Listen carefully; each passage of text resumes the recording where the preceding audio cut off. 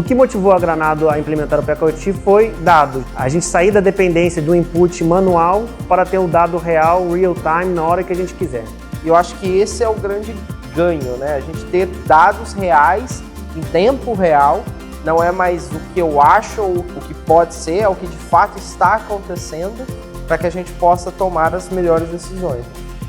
A chegada do PKIoT, ela melhorou muito toda a simplificação dos processos, a gente conseguiu desburocratizar bastante e melhor do que entender qual é o meu nível de OE, qual é o meu nível de performance, é entender quais são os vilões da não performance. E sem dúvida que o PKIoT ajuda muito nisso de maneira muito visual, de maneira muito amigável de entender quem são esses principais vilões e o que a gente tem que fazer para tratá-los. Em função de nós termos todos os dados, né, existe hoje um banco, um histórico, onde determinadas paradas que são repetitivas, a gente já consegue entender o quanto tempo que é utilizado, né, para corrigir essa parada e até se prevenir, né, assim, dependendo da situação, a gente consegue intervir antes da parada da máquina.